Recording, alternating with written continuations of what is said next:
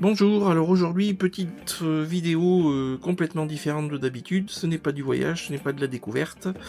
C'est une petite présentation d'une pièce que j'ai fait qui vous permet de voir un peu à quoi correspond l'activité de mon impression de 3D pour réparer des petites pièces sur vos véhicules à la maison. Là, en l'occurrence, il s'agit de la serrure de l'épicier de notre camping-car. C'est un grand tiroir qui va du sol au plafond, qui fait à peu près 20 cm de large, donc c'est déjà un meuble assez lourd, et en plus forcément il a tendance à être chargé peut-être un peu plus que la normale.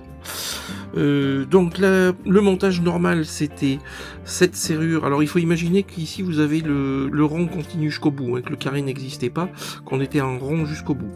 Donc vous avez la serrure qui rentrait dans son logement comme ça. Vous aviez le petit joint qui était comme ça. Vous aviez cette espèce d'entretoise qui allait comme ça, alors sachant que c'était rond à l'époque, et qui était maintenue dans l'axe par la petite goupille. Vous voyez certainement le petit trou qui est là. Voilà, il y a une petite goupille, et en fait c'est là c'est ça qui a créé le point de rupture, voilà ce qu'il en est advenu. Alors on va imaginer que c'était comme ça. Là-dessus venait la cam. Et là-dessus venaient les roues qui maintenaient tout ce beau monde à sa place. Voilà, ça allait comme ça. Une fois que ça a été cassé, évidemment le meuble ne tenait plus. La serrure partait complètement en brioche. La question, c'était comment remplacer cette pièce.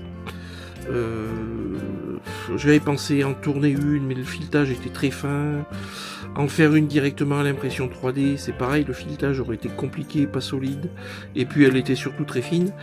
Et en plus, il fallait toujours la fixer par ce petit trou que vous voyez ici, par ce petit trou qui aurait de toute façon, quoi qu'il arrive, toujours créé un point de rupture.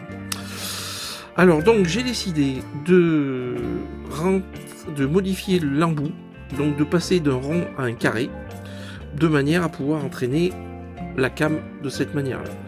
Évidemment, on voit vite qu'il y a une grosse différence de dimension entre les deux carrés, et c'est là que va intervenir l'impression 3D. On aurait pu en fraiser une éventuellement, mais c'est compliqué, notamment il fallait faire un trou carré, et avec la fraiseuse, pas toujours évident quand c'est un trou borné. Du coup, je suis arrivé à refaire ce montage-là. Alors, hop, c'est monté dans ce sens-là, donc là c'est ouvert, là c'est fermé quand c'est sur le véhicule. Bon, et évidemment, la porte vient se loger ici. Alors, j'ai prévu de mettre ça comme ça, donc je me retrouve avec un carré, ce qui est bien plus facile, bien plus logique pour faire passer le mouvement. Je remets mon petit joint qui était là, et c'est là que j'ai modélisé, vous allez voir, j'ai modélisé sur le PC une petite pièce, la pièce que vous voyez là, qui en fait ensuite a été retravaillée, réimprimée. Alors il faut les 3/4 d'heure d'impression. Donc de ce côté-ci on a un carré de 9. On a un carré de 9. De l'autre côté on a le carré qui fait plus, je ne sais plus combien, mais qui correspond au celui de la cam. Dessus on aura un couvercle qui va venir le maintenir, enserrer la cam dans les deux et renforcer la totalité de la chose pour pouvoir mettre le vis qui est derrière. Hop, voilà. Alors, je vais redescendre, comme ça sera quand même plus facile. Là, on est mieux. Donc le montage final se fait comme ça. Alors c'est un montage que j'ai fait très juste, de manière à ce qu'il n'y ait pas de jeu au départ, parce que ça sera peut-être un peu le risque à force, ça sera peut-être qu'éventuellement ça prenne un petit peu de jeu, mais bon, je suis assez confiant parce que le PLA devrait faire l'affaire là. Donc là on est en position ouverte, donc ma cam va aller comme ça, voilà. Dessus on a le couvercle, pareil aussi il est juste, il a une position dans laquelle il va mieux, et ensuite je visse.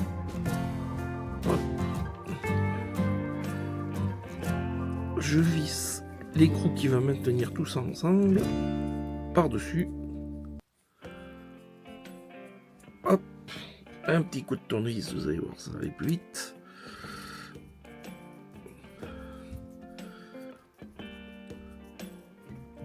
Alors c'était aussi pour ça qu'il fallait faire un trou au milieu du carré, hein. Vous avez peut-être remarqué, il y a un petit trou fileté qui n'existait pas au départ, que j'ai fait. Hop, voilà.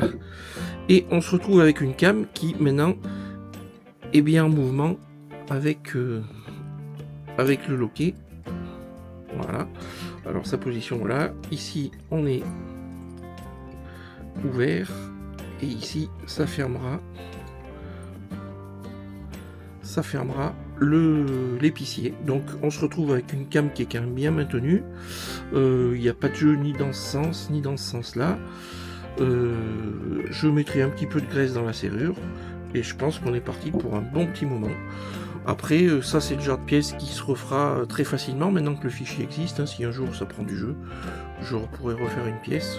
Voilà. Je peux réparer éventuellement des petites choses comme ça avec l'imprimante. Alors l'idée de LD Production Nomade, c'est d'avoir le matériel pour vous faire ça. Alors ici c'est un petit peu différent parce que quand j'ai fait le carré, ben, j'ai fait ça à la fraiseuse, donc je me promène pas avec ma fraiseuse évidemment.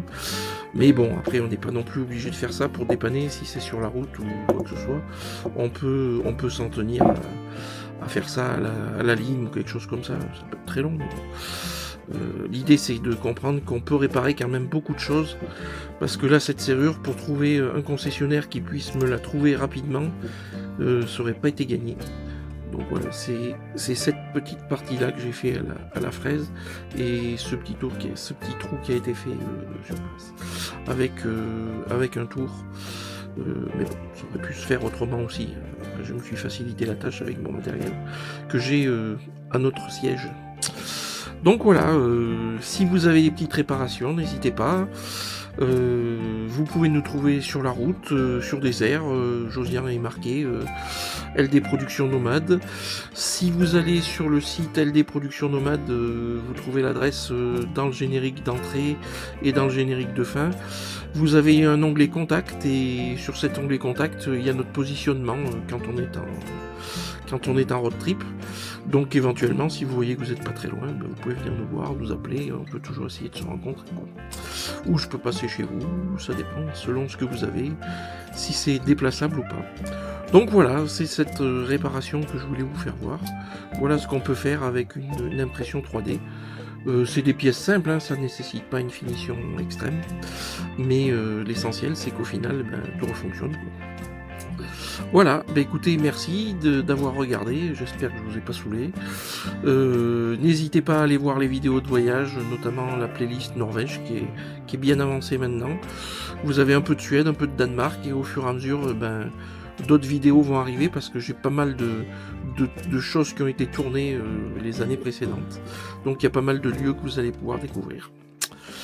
Et ben merci beaucoup et peut-être à bientôt. Au revoir.